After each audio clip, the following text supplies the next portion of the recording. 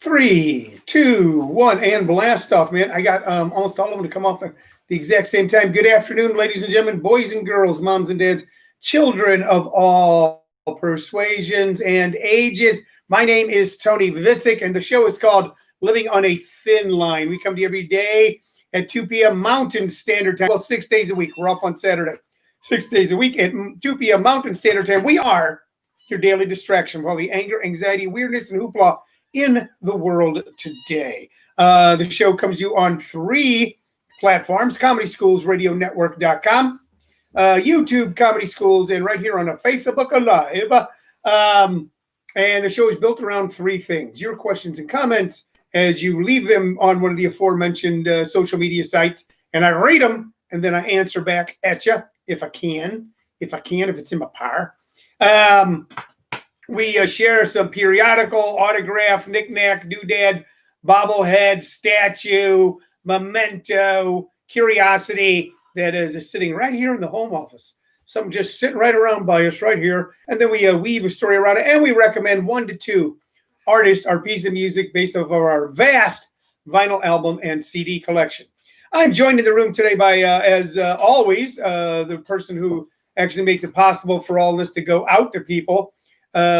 Because without her, I'd still be using a rotary phone. Shirley Lowe Vicich, who happens to be the producer. And, of course, in the room is the Vicich Zoo that now consists of Roscoe the dog, Chica the dog, and Ray the Wonder Cat. And, of course, my sometimes co-host, Sullivan Ramirez. I'm the tamer of all of them. He's the keeper of all of them. Mostly. Would you like to show people Ray today? Do you want to do that now? Yes. Okay, so why don't you introduce yourself to everybody? Okay. All right.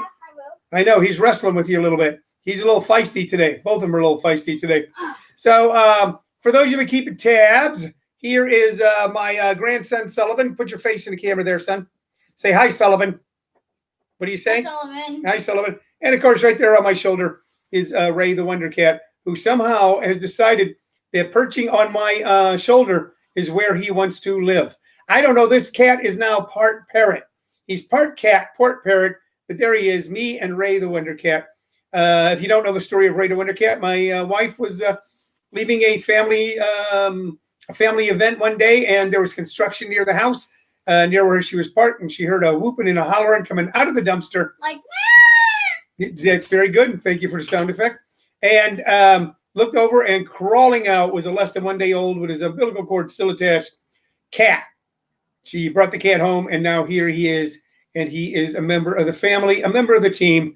We're actually going to get him his own tax ID and get him incorporated real soon. He'll be in an LLC. Ray, the Wonder Cat. So that catches you up on all the stuff we need to do. That's all the legal. That's all the boilerplate. We got it all right there. It is Friday. So Friday, for some people, means the end of the week. For some people, means the middle of the week.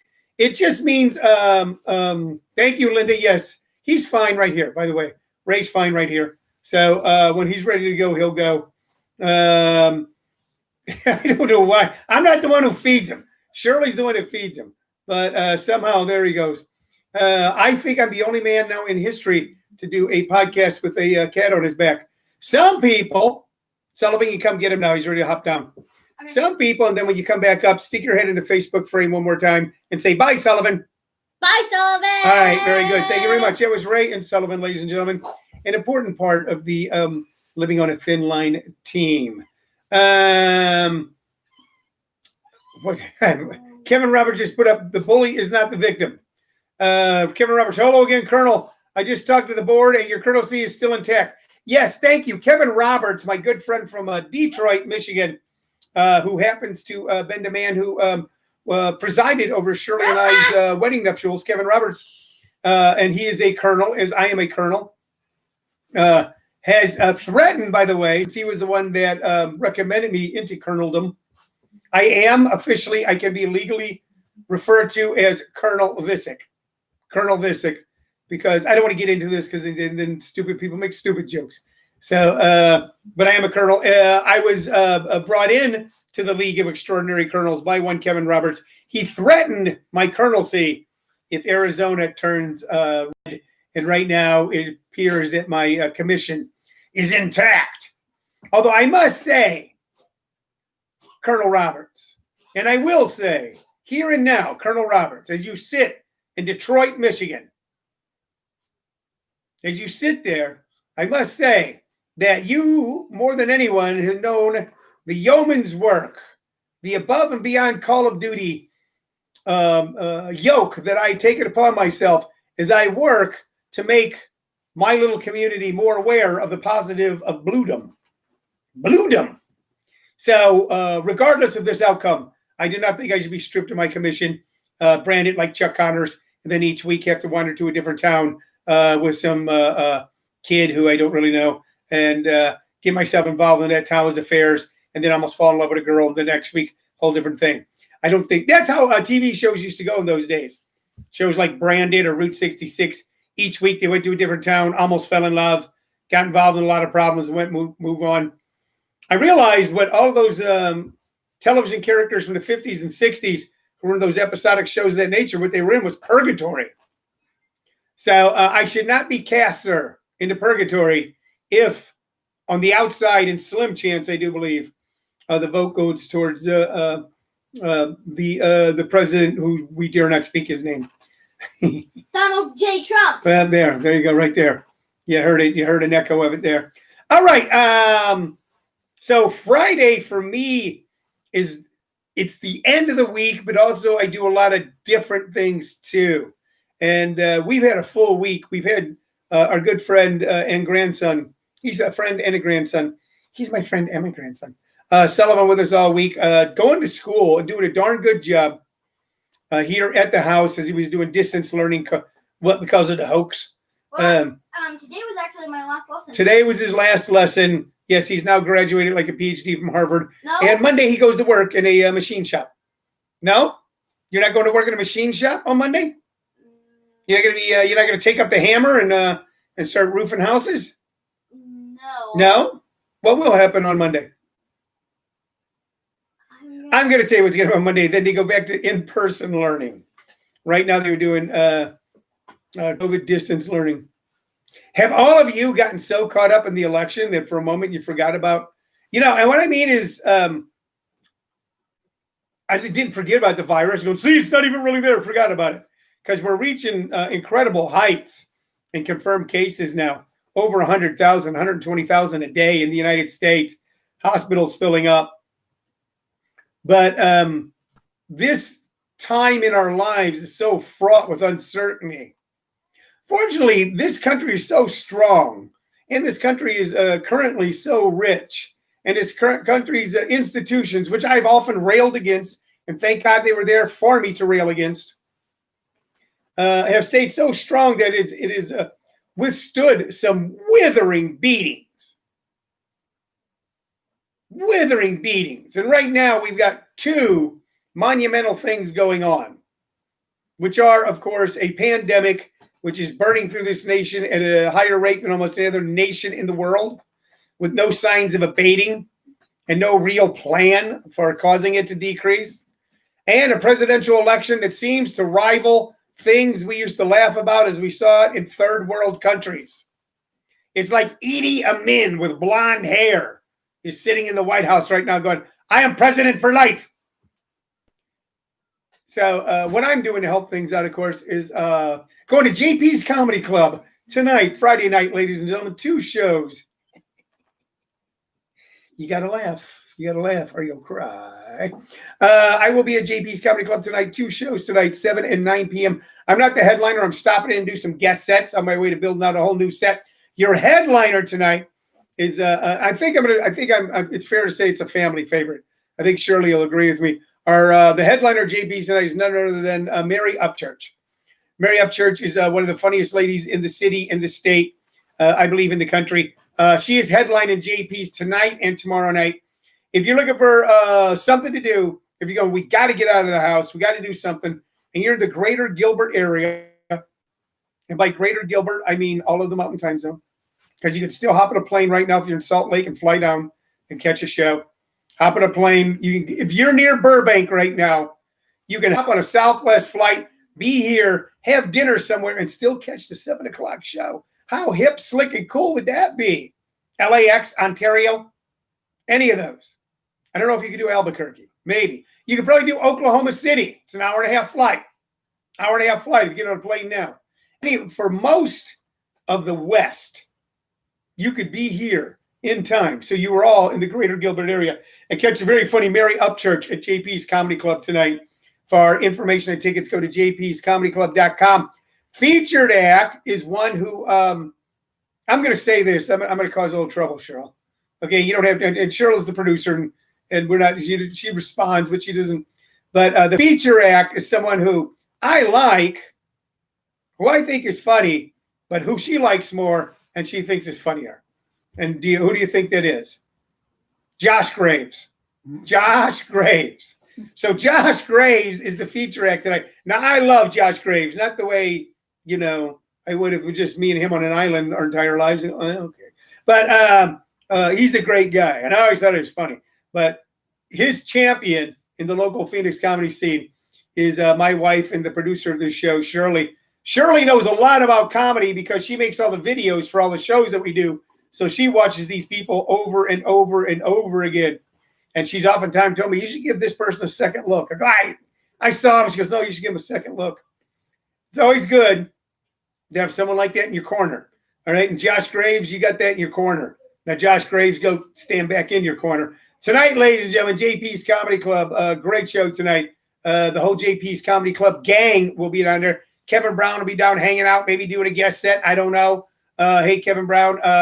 Josh Graves, Mary Upchurch, me, Jim Perry himself, a host of other artists as well. These are packed out shows, 100-seat room, only selling 50 tickets right now. Okay, you don't have to worry about getting drunk because we don't have our liquor license yet. Okay, but you can catch a great hour-and-a-half show and have a really good time. And it's important that we have a little fun in this world today. Safe, socially distanced with masks, jpscomedyclub.com. So that's what I'm doing to deal with some of the weirdness and anxiety. I won't get into it in great detail here, but I will mention it because I know members of the Living on a Thin Line family want to know. As you know, I was in some weirdly, hotly contested election for to be on the board of directors of my homeowner association. One that at the outset of this, at the end of my term here, I was seriously considering not running for it because I got other things to do. But I love this community and I love the people in this community. And I've been here for 15 years. I'm like one of the old timers here now. I have been retained. And will serve at least one more year on the board of directors for the Maricopa Meadows Homeowner Association. And I'm going to do it with pride and it's going to be fun. I don't know how to describe to you this, but I said to someone, at one time, I lived on Hollywood Boulevard, and I partied with Ozzy Osbourne's touring bass player. I knew some of the major stars of our time and hung out with them. I did television. And now I live in a community where I go over and I talk to landscapers about drainage and how to improve it. And by the way, it's just as cool to me. To my idea, it's just as cool. What a long, strange trip it's been. So my hope for you is that one day you have to deal with your own drainage. So, hey, man, he's talking about my drainage. Let's get to the stuff, shall we? What have I got in here for you to look at today? Well, how much time do I have? All right. Okay. By the way, they're still counting. Here's something I noticed. The cities we're waiting on, the cities that can really make a difference right now in the election are Atlanta, Philadelphia, and of course, Detroit has already come in. Atlanta, Detroit, and Philadelphia. Detroit already in Michigan, it has gone Biden. So here's a thought for you. In basketball, the West, the Western Conference, is the king of the NBA. But in the United States, it's the Eastern Conference that's going to save the country. All Eastern Conference teams. All of them. Okay? Everybody knew California was going to go. I mean, all right. So what? All right. If we go, if Phoenix goes, we got the Phoenix Suns. So we're a Western Conference team. So maybe we're part of it. But Detroit, Atlanta, Philadelphia, a great guy named Art Mobley, who I've met a few times, one-time multi-radio station owner guy here in Phoenix and a Facebook friend. Brilliant guy with storied history. I kind of mentioned that on his Facebook page when he pointed out the cities that are saving the country. We who believe that Joe Biden should be president of the United States, and that's more people than have ever voted for anyone for president of the United States, owe a deep debt of gratitude to the African-American community in this country, because it will be a predominantly African-American city, Philadelphia, and it will be a predominantly African-American or a city with a significant African-American population, Atlanta, and a city with a significant population, Detroit, that will help put him over the top. So I think that's pretty cool. Who said afternoon, Tony? I'm trying to get my, let's see. Oh, Daniel Wayne. Hey, Daniel, how are you? I hope you're feeling better. Kevin Brown says, really, Tony, that's great news. Thank you on being retained. Yeah. Okay. Daniel Wayne says he feels bad for Kanye.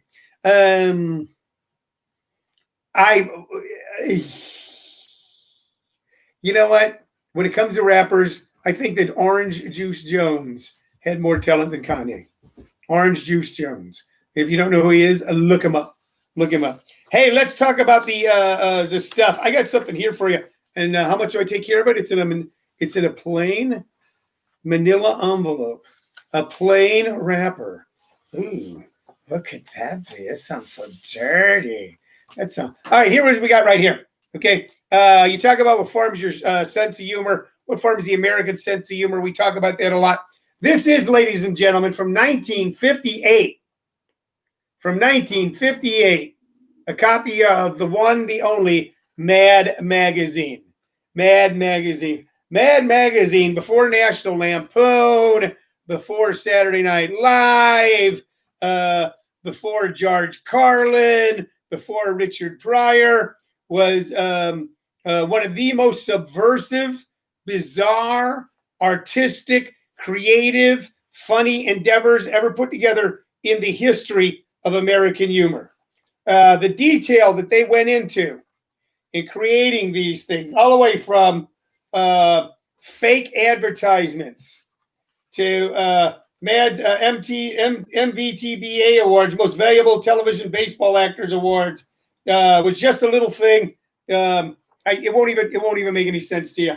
But there, look at that. That is good stuff. Where what it was a fake award show for baseball players who overacted to achieve a result on stage. I'm trying to look and see if there's anybody here we would remember. No. All right, we'll go with this. Okay, so they showed this guy here. Okay, to Hazy Jingo of St. Louis for the best performance as a player during the playing of the Star Spangled Banner before the game of July 28th, when he shuffled his feet 44 times, shattering the old mark of 38, kicked the ground 27 times, 4 better than the old record, and launched his gum from one side of his mouth to the other 19 times when he wasn't even chewing gum at the time. So this is the kind of satire that Mad Magazine did. Spy versus Spy, so many other things, so many great artists. This one's from its heyday, late 50s, all the way into the late 60s. Mad Magazine, Alfred E. Newman, What Me Worry.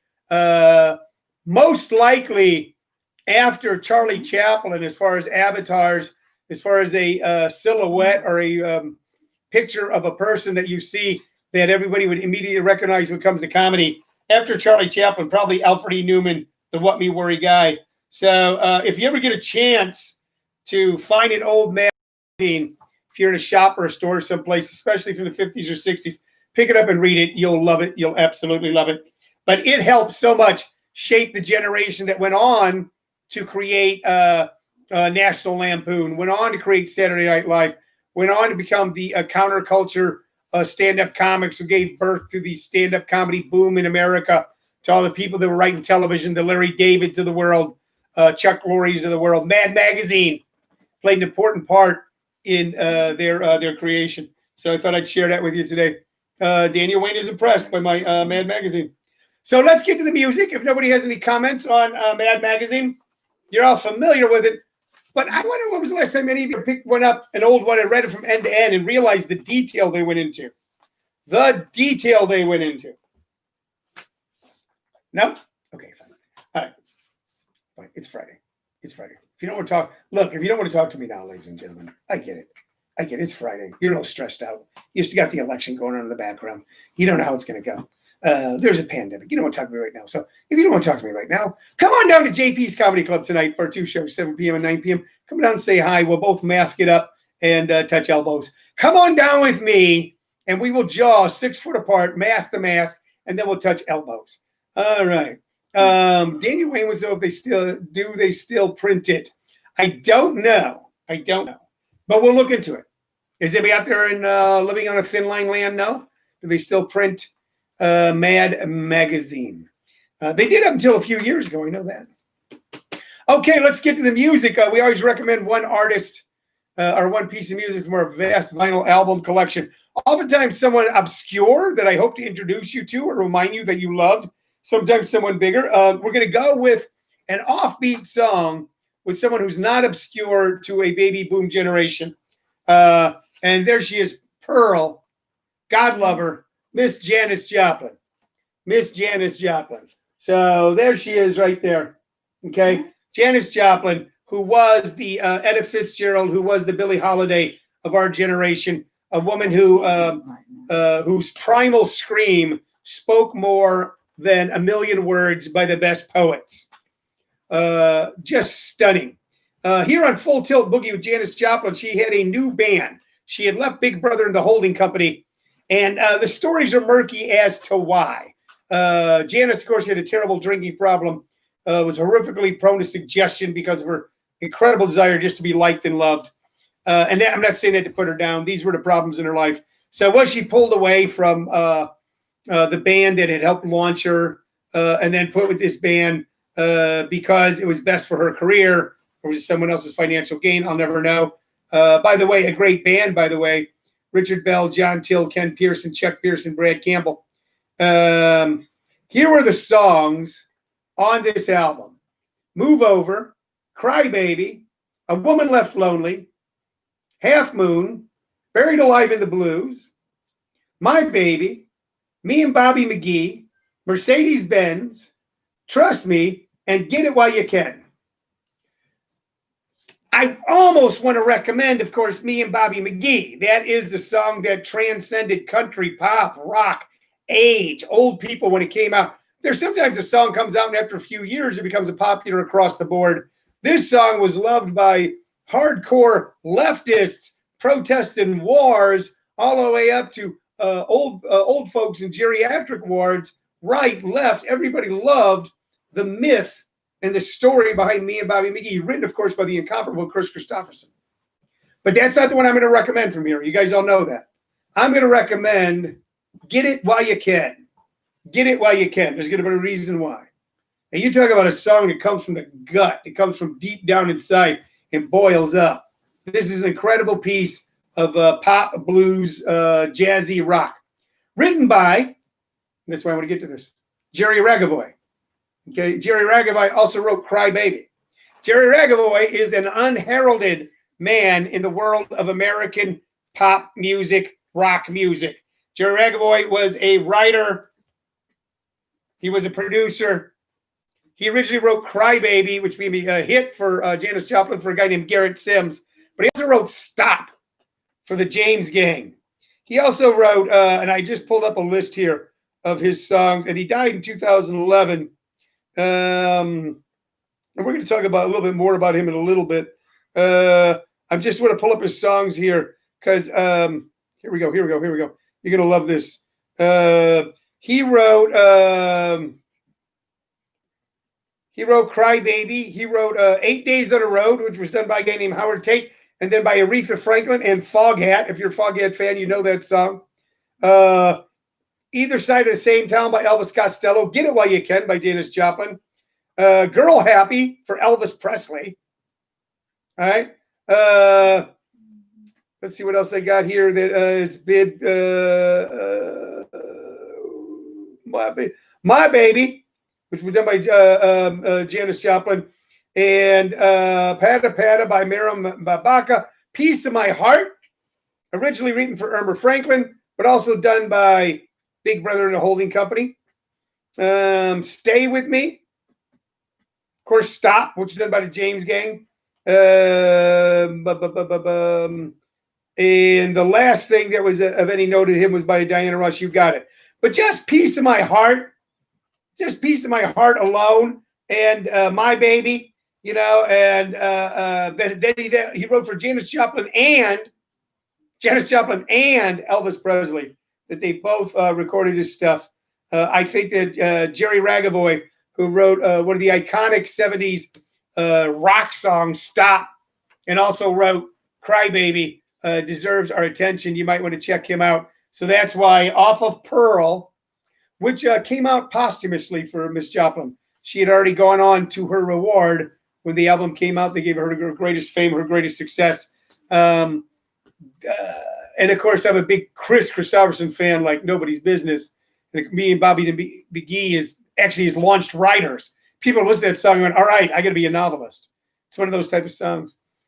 But I thought it'd be best if we mentioned one of the equally great but lesser known songs, and also to be able to talk about a legendary singer-songwriter who very few know, but now you know a little bit more about Jerry Ragavoy. You know a little bit more about Janis Joplin. We know a little bit more about Mad Magazine. We know a little bit more than we did 30 minutes ago. Now I'm going to turn my TV and see if I know a little bit more about who's going to be running this joint for the next 4 years. I'll be back with you Sunday afternoon at 2 p.m. Thank you for watching. This is Living on a Thin Line with Tony Visick. And now, ladies and gentlemen, bye-bye. It's been on for 26 minutes. What? 26 minutes? Yeah. That's good enough. Did you stop the